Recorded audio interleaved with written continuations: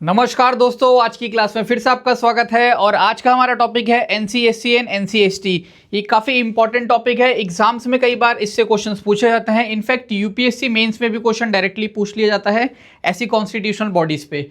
तो ये जो है ये लक्ष्मीकांत से मैं आपको पढ़ाने जा रहा हूँ। लक्ष्मीकांत का चैप्टर नंबर 48 एंड 49 अगर आप चेक करेंगे तो वो NC/SC एंड NC/ST के ऊपर दे रखा है, यानी national commission for schedule caste and national commission for schedule tribes.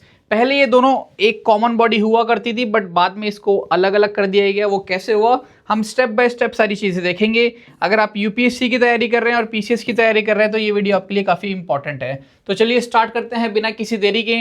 देखिए दोस्तों, मैंने अभी आपको बताया पहले SC और ST दोनों के लिए एक कॉमन बॉडी हुआ करती थी, ठीक है। तो ओरिजिनली अगर मैं बात करूं हमारे संविधान की, यानी जब संविधान लागू किया गया तो इसमें कोई कमीशन वगैरह नहीं था। इसमें बस एक चीज़ कही गई थी कि एक स्पेशल ऑफिसर होंगे जो SC एंड ST दोनों के इंटरेस्ट को संभालेंगे। मतलब जो भी इनसे रिलेटेड चीज़ है उन सबको मैनेज करेंगे, हैंडल करेंगे। कि जो भी समस्या आती है वो कौन सॉल्व करेगा, स्पेशल ऑफिसर करेंगे। एंड इन स्पेशल ऑफिसर को कमिश्नर कहा जाता था फॉर SC एंड ST, ठीक है। तो ये सिंगल ऑफिसर की बॉडी हुआ करती थी, यानी जो हमारा ये है। और उसके बाद क्या हुआ, 1978 में हमारे भारत सरकार ने एक नॉन स्टैट्यूटरी बॉडी बनाई। स्टैट्यूटरी बॉडी वो बॉडी होती है जिनको पार्लियामेंट के कानून के द्वारा बनाया जाता है, बट इसको गवर्नमेंट ने अपने ऑर्डर से बनाया था, पार्लियामेंट्री कानून से नहीं बनाया गया था, इसलिए इसको नॉन स्टैट्यूटरी बॉडी कहा गया था। अभी नॉन स्टैट्यूटरी कमीशन जो इन्होंने बनाया था, बेसिकली ये एक मल्टी मेंबर बॉडी बनाई थी। संविधान ने क्या दिया है, एक सिंगल ऑफिसर। तो गवर्नमेंट को लगा कि एक सिंगल ऑफिसर शायद उतने अच्छे से ये सारी चीजें हैंडल ना कर पाए, तो एक मल्टी मेंबर कमीशन बना देते हैं। बट ये नॉन स्टैट्यूटरी है, हमारे संविधान में भी नहीं दिया है और पार्लियामेंट ने भी अभी इस पे कुछ मतलब कोई कानून नहीं बनाया, ठीक है। तो ये सारी चीजें चल रही थी, ये कॉन्स्टिट्यूशन लेवल पे, ये नॉन कॉन्स्टिट्यूशनल लेवल पे। बट क्या हुआ एंड इस कमीशन को बाद में रीनेम कर दिया गया था नेशनल कमीशन फॉर SC/ST, ठीक है। तो ये सारी चीज़ें हो रही थी कि एक कॉन्स्टिट्यूशन, फिर ये नॉन कॉन्स्टिट्यूशन। फिर गवर्नमेंट एक अमेंडमेंट लेकर आती है 65th अमेंडमेंट 1990 में, ठीक है। इसके जरिए गवर्नमेंट ने क्या किया, गवर्नमेंट ने आर्टिकल 338 को ही अमेंड कर दिया, ठीक है। पहले जब हमारा कॉन्स्टिट्यूशन बिल्कुल स्टार्टिंग की बात अगर मैं बताऊं तो आर्टिकल 338 कहता था कि हमारे संविधान में, मतलब संविधान के हिसाब से, कि हमारे देश में एक स्पेशल ऑफिसर होने चाहिए जो SC का भी ध्यान रखे हैं और ST के भी इंटरेस्ट को प्रोटेक्ट करे, ठीक है। दोनों के लिए ये संविधान का आर्टिकल कहता था, ठीक है। तो 1990 में इसी आर्टिकल को अमेंड कर दिया गया और इन्होंने बोला कि जो ये एक ऑफिसर हुआ करते थे अब ये एक नहीं रहेंगे, इसको एक मल्टी मेंबर बॉडी बना दी जाएगी। ये किसने बोला, 1990 में 65th अमेंडमेंट ने कहा। यानी पहले एक ऑफिसर, अब ये मल्टी मेंबर बॉडी बना दी गई। एंड जो एक नॉन स्टैट्यूटरी कमीशन था इसको भी हटा दिया गया, क्योंकि जब इसी को मल्टी मेंबर बना दिया गया तो इसका कोई लेना देना बचा नहीं, ठीक है। तो ये बहुत इंपॉर्टेंट चीज़ है। फिर क्या हुआ, थोड़ा और आगे चलिए, देखिए 89th अमेंडमेंट 2003 में क्या किया गया कि अभी तक क्या था, एक ऑफिसर एक से मल्टी मेंबर किया, लेकिन मल्टी मेंबर भी देखिए SC का भी ध्यान रख रही थी और ST का भी ध्यान रख रही थी, यानी अभी भी यहाँ पर कॉमन कमीशन है। 1990 तक भी कॉमन ही था। फिर 2003 में जब अमेंडमेंट किया गया तो इन दोनों को अलग अलग कर दिया। कहा गया कि जो आर्टिकल 338 अभी मैंने आपको ये बताया, इसको दो हिस्सों में हम बांट देंगे। एक है 338 और दूसरा है 338A, यानी दो हिस्सों में कर दिया। पहला जो आर्टिकल है वो NC/SC रहेगा, मतलब जो SC का ध्यान रखेगा, शेड्यूल्ड कास्ट से रिलेटेड। एंड दूसरा कर दिया शेड्यूल्ड ट्राइब से रिलेटेड। यानी दो नेशनल कमीशन बना दिए गए इस अमेंडमेंट के थ्रू, संविधान में संशोधन करके। इन दोनों जो मतलब जो SC और ST के लिए दोनों एक कॉमन कमीशन था, इनको दो बॉडी में बांट दिया गया। एंड दोनों के दोनों दोस्तों नेशनल कमीशन है, दोनों के दोनों हमारे कॉन्स्टिट्यूशनल बॉडी है, क्योंकि संविधान में ही ये सारी चीजें दे रखी हैं। चाहे अमेंड करके लाएं, चाहे जैसी भी लाएं, बट संविधान में ही लिखा है। तो जो भी चीज संविधान में लिखी होती है, कोई भी ऐसी बॉडी जिससे रिलेटेड आर्टिकल संविधान में दे रखा है, तो उसे हम कॉन्स्टिट्यूशनल बॉडी कहते हैं। अब इसके कॉम्पोजिशन की बात करें, देखिए इंपॉर्टेंट बात आपको ये याद रखनी है, चाहे NC/SC हो चाहे NC/ST हो, यानी ST के लिए या SC के लिए, दोनों में कॉम्पोजिशन सेम है। SC के अंदर भी एक चेयरपर्सन होंगे, वाइस चेयरपर्सन होंगे एंड 3 अदर मेंबर्स होंगे। एंड ST में भी सेम चीज है, एक चेयरपर्सन, एक vice chairperson and 3 other members, ठीक है। सभी का अपॉइंटमेंट राष्ट्रपति साहब के द्वारा किया जाता है। ये चीज काफी इंपॉर्टेंट है। जब यूपीएससी क्वेश्चन पूछता है तो एमसीक्यूज में इसी टाइप की चीजें देता है। इनफैक्ट मेंस में भी आपको ये सारी चीजें कई बार लिखनी पड़ती हैं, क्योंकि कॉन्स्टिट्यूशनल बॉडी से रिलेटेड एक क्वेश्चन आता है। एंड ये भी इनकी जो भी कंडीशंस वगैरह है ना, इनके सर्विस से रिलेटेड, ये सारी की सारी कौन डिसाइड करता है? राष्ट्रपति साहब ही डिसाइड करते हैं। इनको अपॉइंट भी राष्ट्रपति साहब ही करते हैं। देखिए, राष्ट्रपति साहब इनकी कंडीशंस को डिसाइड करते हैं। तो आज की डेट में जो राष्ट्रपति साहब ने इनकी कंडीशंस को डिसाइड कर रखा है, इनके टेन्यूर को डिसाइड कर रखा है, वो क्या है? 3 सालों के लिए सभी लोग अपने पद पे अपॉइंट किए जाते हैं। यानी 3 साल जैसे ही होता है इनको इनके पद से हटा देते हैं, रिटायर कर देते हैं। और एक इंपॉर्टेंट बात जो एग्जाम्स में कई बार पूछे जाते हैं, क्योंकि कॉन्स्टिट्यूशनल बॉडीज बहुत सारी ऐसी हैं जो दोबारा अपॉइंट नहीं किए जा सकते, जो भी इसके मेंबर्स हैं।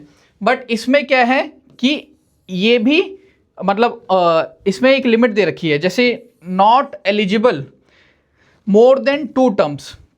यानी जैसे ये वाइस चेयरपर्सन है, ये एक बार वाइस चेयरपर्सन बनाए गए, इनको दोबारा भी एक बार और इसी कमीशन का पार्ट बनाया जा सकता है, बट 2 बारी से ज़्यादा किसी भी मेंबर को अपॉइंट नहीं किया जा सकता। तो ये चीज़ भी आपको याद रखनी है। बात करें अगर इनके फंक्शंस की, फंक्शंस भी दोस्तों बिल्कुल कॉमन है, चाहे एनसीएससी हो या फिर एनसीएसटी हो, ठीक है। ये बहुत ही इंपॉर्टेंट चीज़ है। बेसिकली इनका मेन काम क्या है कि एससी एसटी से रिलेटेड जितने भी कॉन्स्टिट्यूशनल एंड लीगल सेफगार्ड्स हैं उन पे नज़र रखें, उन सारी चीज़ों को मॉनिटर करें और ध्यान रखे रहें कि इनके इंटरेस्ट को प्रोटेक्ट करना है। यानी कि जो हमारे शेड्यूल कास्ट है और शेड्यूल ट्राइब्स, इनका ध्यान रखना है एक तरह से। ये पहली चीज़ है कि जो संविधान में दे रखा है, जो लीगल चीज़ें हैं, वो खुद से ही सारी चीज़ें मॉनिटर करें।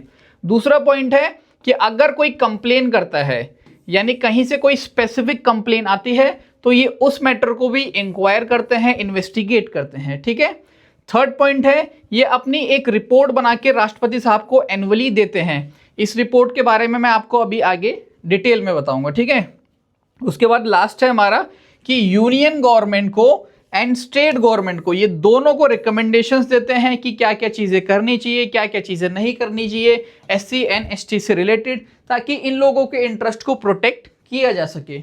अब नेक्स्ट पॉइंट देखिए हमारा, पावर क्या क्या इनके पास, ठीक है। यानी जो एनसी एसटी है इनके पास क्या पावर है? सबसे इंपॉर्टेंट जो पावर है वो है ये, इनके पास इतनी शक्तियां दे रखी हैं कि ये सिविल कोर्ट की तरह काम कर सके। सिविल कोर्ट आप जानते हैं, आपने सुना भी होगा, ठीक है।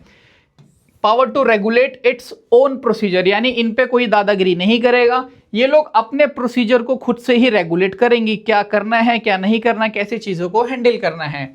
अब देखिए सिविल कोर्ट की पावर में क्या क्या आते हैं, मैं आपको कुछ एग्जाम्पल दे रहा हूँ, इसके अलावा भी और भी चीज़ें हैं। फॉर एग्जाम्पल, जहाँ पे भी इनको दिक्कत लगेगी, ये किसी भी व्यक्ति को बुला सकते हैं कि भैया आपने एससी के साथ ऐसे क्यों किया, आपने एसटी के साथ ऐसे क्यों किया, यानी किसी को बुला के उससे पूछताछ वगैरह कर सकते हैं, ठीक है। उसके बाद क्या है, कहीं पे कोई सबूत वगैरह एविडेंस की ज़रूरत होगी तो वो भी मंगा सकते हैं, या उससे रिलेटेड चीज़ें भी हैंडल कर सकते हैं। अब देखिए एक और पॉइंट है कि जितने भी गवर्नमेंट ऑफिस हैं, कोर्ट वगैरह हैं, ये वहाँ से भी रिक्वेस्ट करके डॉक्यूमेंट्स मंगा सकते हैं, ताकि चीज़ों को चेक कर सकें और देख सकें कि कहाँ पे दिक्कतें आ रही हैं, और उसके बाद उन दिक्कतों को रिजॉल्व करें, ताकि एससी एसटी के इंटरेस्ट को प्रोटेक्ट किया जा सके। और एक और इम्पॉर्टेंट बात है कि central government and state government, यानी राज्य सरकार और भारत सरकार जो है, इनको कंसल्ट करना पड़ता है इस कमीशन को, जब भी वो कोई पॉलिसीज बनाते हैं एससी या एसटी से रिलेटेड। यहाँ पे एसटी भी, ठीक है। ये सारे फंक्शंस कॉमन हैं, एनसी एससी के भी यही फंक्शन है और एनसी एसटी के भी फंक्शन है। जहाँ पे एनसी एससी हो वहाँ पे यहाँ तक लिखना, जहाँ पे एनसी एसटी हो वहाँ पे सिर्फ एसटी मेंशन करना, ठीक है। मतलब ये जितने भी 100% फंक्शन सेम हैं। तो यहाँ पर ये लोग सेंट्रल गवर्नमेंट और जो स्टेट गवर्नमेंट है, ये बेसिकली कंसल्ट करते हैं कमीशन को कि कृपया करके आप बताएं हम लोग कैसी पॉलिसीज बनाएं ताकि एससी एसटी के इंटरेस्ट को प्रोटेक्ट किया जा सके। अब देखिए मैंने अभी आपको बताया था, रिपोर्ट की बात मैं आपको बताऊंगा। ये जो एनसीएससी और एनसीएसटी है, ये राष्ट्रपति साहब को एक रिपोर्ट बना के भेजते हैं, एनुअली यूजुअली ये भेजते हैं। बट अगर ज़रूरत पड़ती है, अगर इनको लगता है कि हाँ अभी भी रिपोर्ट बनानी है, कुछ ऐसी लाइक इंपॉर्टेंट चीज़ हो गई, कोई अर्जेंट मैटर आ गया, तो ये बीच में भी राष्ट्रपति साहब को रिपोर्ट बना के भेज सकते हैं, ठीक है। फिर राष्ट्रपति साहब का काम होता है कि उन दोनों रिपोर्ट्स को पार्लियामेंट में रखें, लोकसभा और राज्यसभा। फिर राज्यसभा लोकसभा इनकी रिपोर्ट्स पे डिस्कस करते हैं, जो कमीशन की रिपोर्ट्स होती हैं। प्लस ये भी बताना होता है, एक मेमोरेंडम मतलब ये भी बताना होता है कि जो भी कमीशन ने रिपोर्ट दी है, तो कमीशन की रिपोर्ट के हिसाब से क्या क्या काम गवर्नमेंट ने किए, क्या क्या नहीं किए, यानी कौन कौन से एक्शंस लिए, एक्शंस टेकन एंड कौन कौन से एक्शंस नहीं लिए, ये सारी चीजें उनको देनी पड़ती है। ये बात है यूनियन लेवल की। राष्ट्रपति साहब को लगता है कि अगर कोई चीज स्टेट गवर्नमेंट से कनेक्टेड है, यानी उसमें राज्य सरकार का भी मैटर है, तो वो क्या करते हैं, ये वाली रिपोर्ट वो किसको भेज देते हैं, गवर्नर को। एंड गवर्नर फिर क्या करते हैं, स्टेट की जो विधानसभा होती है वहां पे ये रिपोर्ट रख देते हैं, फिर वो लोग डिस्कस करते हैं। एंड यहाँ पे भी बताना पड़ता है कि कौन कौन से एक्शंस लिए, कौन कौन से एक्शंस नहीं लिए इनकी रिपोर्ट के आधार पे। दोस्तों जो मैंने ये टॉपिक कवर किया है लक्ष्मीकांत बुक से है। अगर आप ये मतलब इस पीपीटी से भी पढ़ लेंगे तो आपको वो दोनों चैप्टर्स पढ़ने की जरूरत नहीं है। मैंने सारे इंपॉर्टेंट पॉइंट्स को यहाँ पे कलेक्ट कर लिया है, जो भी प्रीलिम्स और मेंस पे पूछे जाते हैं। अगर आप किसी और एग्जाम की भी तैयारी कर रहे हैं, एसएससी वगैरह, तो भी ये आपके काम आएगा, क्योंकि कॉन्स्टिट्यूशनल नॉन कॉन्स्टिट्यूशनल बॉडी से क्वेश्चन पूछे जाते हैं। वीडियो अगर आपको पसंद आई हो तो दोस्तों शेयर जरूर करें, ठीक है। और अगर आपको कोई डाउट रह जाए तो आप कमेंट में भी मेरे से पूछ सकते हैं। बहुत बहुत धन्यवाद।